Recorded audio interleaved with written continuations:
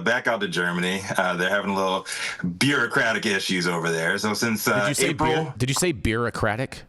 Yeah, he did. Okay, I just want to make sure. Yeah, just want to make sure. Yeah, that's what you did there, Jason, and not bad. I like that. Yeah, but since April 1st of this year, the possession and use of small quantities of cannabis has been legally permitted in Germany.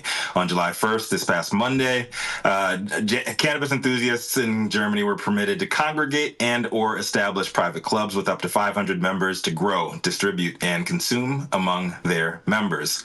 But as DW.com's Jens Thurman put it, this new regulation comes with many details and a lot of bureaucracy.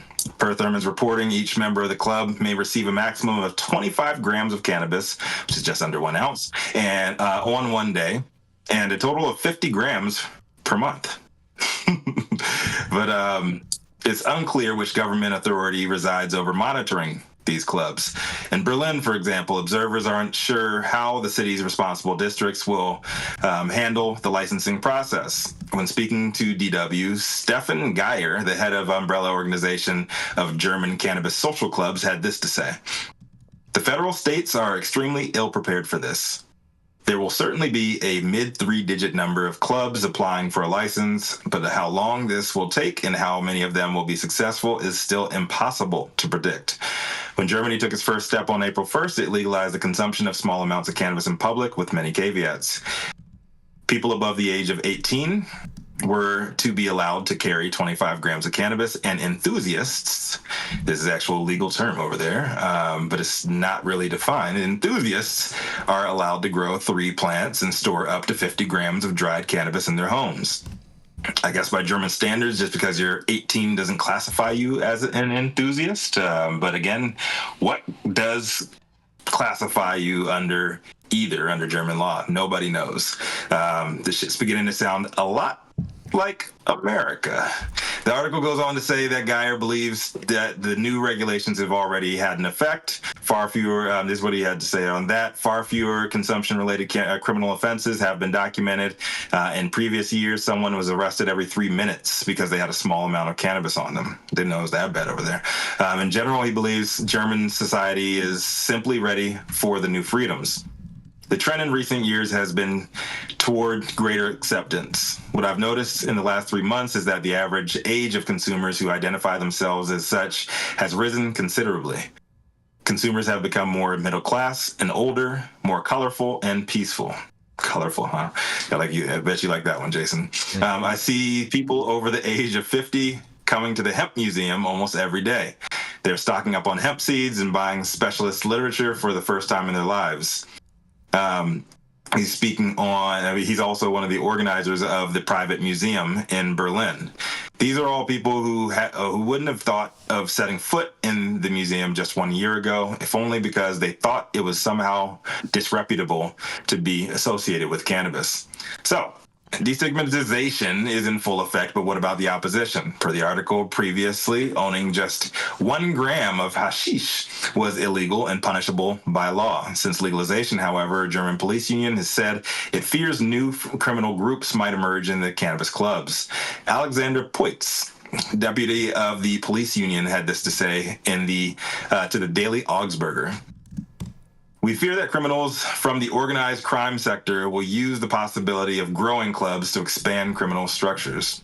In addition to that, the center-right political opposition of the Christian Democratic Union and the Christian Social Union are staunchly opposed to liberalization and have vowed to roll it back should they again come into power in the 2025 general election.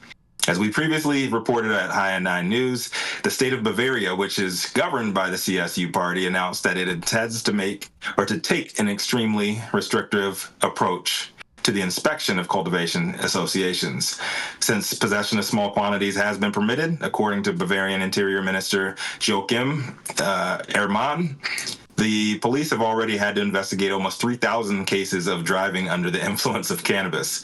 The public prosecutor's office has initiated criminal proceedings for serious cases in 180 of such traffic offenses. In our view, the legalization of cannabis is a major mistake in terms of safety and health policy, says Erman. The article goes on to question whether banning cannabis in the first place was a big mistake, yes, and touches upon the reefer madness claims that cannabis causes psychotic disorders. It doesn't. All issues that aren't dissimilar to the issues that we in America face daily in the developing cannabis industry. And so I guess if arguably more liberal countries are facing bureaucratic issues like we are, maybe we shouldn't get it too up in arms when we criticize how slow and how messy the rollout of American cannabis legalization has been. But should we? America's supposed to be the top dog when it comes to this whole democracy and rule of law thing, Jason. The whole reason that we're seeing this global movement take place is because we took the lead. So I would argue that since foreign ally countries like Germany specifically state that they're forming their laws after being influenced by the Americans and the Canadians, especially since they took our lead on the whole bum-ass war on drugs thing, it's more imperative that we get it right and pressure our lawmakers to listen to what the people are saying and not the bureaucrats. This is the only true way that we will ever have weed for the people. But those are just my thoughts. I'd like to hear everybody else on this one. I'm Rico Lamitte, the dopest dad on the street for High at 9 News. Man, Rico, I'll tell you what. I do believe that Germany is the largest country in the EU and is really like the steerer of the ship for that organization.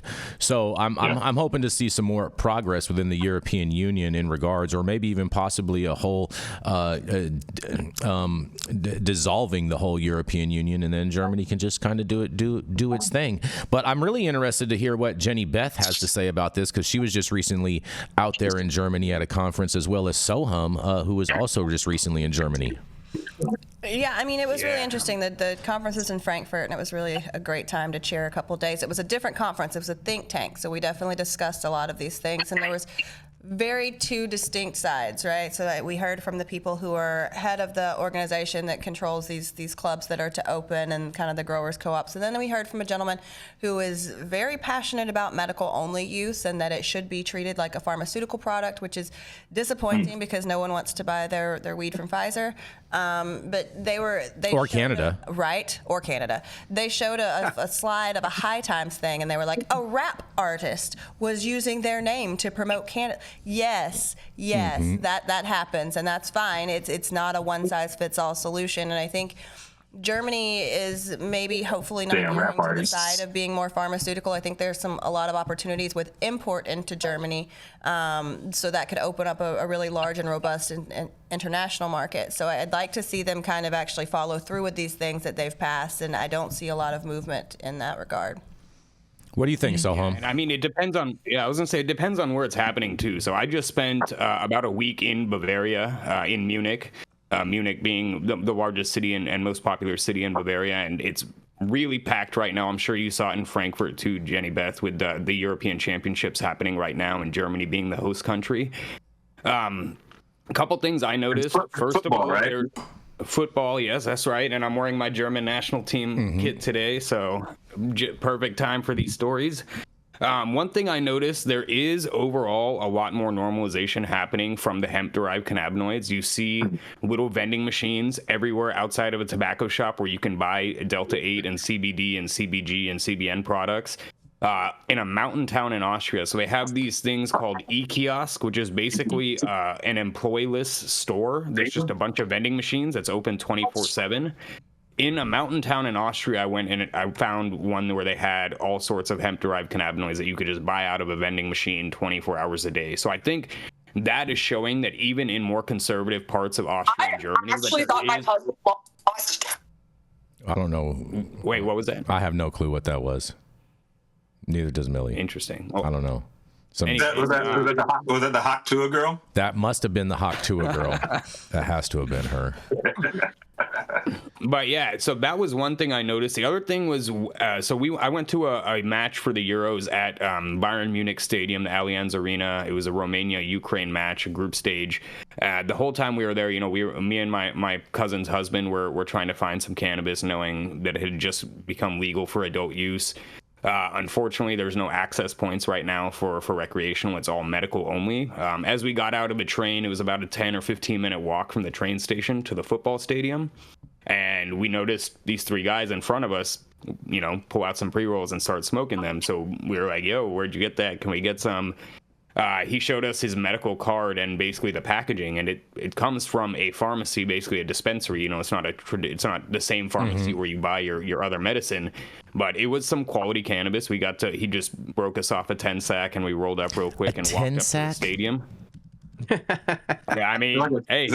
Is it like a dime bag, or are you talking about it's a dime bag? It's a dime bag. I gave him 10 euros and he gave me a handful of weed. It's an old school dime bag. Interesting. But yeah, so we got to smoke that on the way up. He was basically telling us that there are specific zones where the police will crack down on public consumption, but for the most part, it's not really too enforced. We also met a bartender who hooked us up with a pre-roll one night. We went out to play pool at a bar near the university. And he was saying that I don't believe that they have any access points in Munich proper. You have to go outside of the city to go to one of the licensed pharmacies there.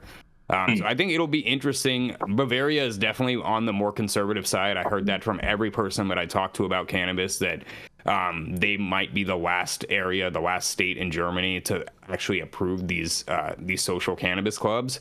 But we'll see, we'll see what happens. I think there is a lot of opportunity there. And the fact that you see vending machines just on the side of the road, walking up the sidewalk, and marijuana logos everywhere. One last thing that I noticed that I thought was pretty interesting at the airport. So in German airports, they have these little rooms that you can go to smoke cigarettes or vape or whatever. On the door to the smoking lounge in the Munich airport, after customs, after security, after immigration, they had a giant sign on the front of the smoking lounge that says you cannot smoke or vape marijuana here. Which the fact that did you take a picture? To do that. I sure did. I got it. I can send it to the chat. Send it over to me on a text if you can. We'll see if we can get this up. You. So those are some of my thoughts. My story today is also about Germany and the social club. So we'll get back to talking about cannabis in Germany a little later for sure. All right, we'll try. How hypocritical is that you're allowed to for a country that is championing medical use and all of that? Then they're telling you can inhale or consume poison, but you can't take your medicine at the airport. Yeah, maybe that's the next step of normalization they have, or maybe there's going to come to a point where they have separate lounges just for cannabis. They're not going to do that. I'm not really sure, but that's dreaming. We'll see. That's dreaming. I don't know. Here's what I think is probably the most important question of the day in regards to this. Jenny Beth, you were in Frankfurt, Germany, correct? I was. Did you while you were there, did you partake in any Franks while you were there, better known as glizzies here in America? I was on Glizzy Tour 2024. I went from Colombia to Denver to Chicago to Frankfurt. Yeah, Glizzy Tour 2024. Of course I did. Glizzy Tour 2024. More glizzies. More glizzies. And look you at spoke that. to me. Getting busy with more glizzies. Remember, and it was so small. What kind of activities are you doing on this? Hold on. Well, the other question is, would she consider a Vienna sausage a glizzy? No, that's a weenie. Okay, fair enough. So what's the difference between a weenie and a glizzy? Go. The size. The size. I thought it was more about the motion. And the servings. You know what I mean? There's the serving side, the dosage, basically. Yeah, the dosage of wiener that you get with your glizzy is different than that of a Vienna sausage. I mean, I don't eat meat, but I think Vienna sausages are pretty big. No, they're not. No, they're little mini things. They come in like little short can, like a tuna can. They're poverty snacks. Or is that just enough? Poverty snacks. Yeah, I think that's an American thing. I didn't see any mini sausages when I was in Vienna. Yeah, German portions of food are fucking huge. Well, I mean, they're from Vienna. Yeah, but I think that's just American people calling that a Vienna sausage, because I did not see any. So you're saying it's a slight at the people of Vienna? Is that what you're telling me? That the American people are just over here clowning? on food? No, it's interesting. That's interesting because Vienna was just named the most desirable place to live in the world. Oh, That's wow. what I'm saying, Rico. I can see that, honestly. I was there for 3 days before we went up to the mountains, and Vienna was a very, very cool, laid back place. We were there for their Pride Parade. It was a party. It was a good time. Mm-hmm. Well, their Maybe we should stop believing everything that we see on these videos because Vienna, if it's so desirable to live there, then maybe it's not size that matters. Interesting. Maybe not. I mean, like, listen, you were there for Pride. Never mind. Speaking of which, Philip Zimmerman says in the chat, he says something about glizzy makes me jizzy. And on that, we're going to go to a commercial and we're going to be right back.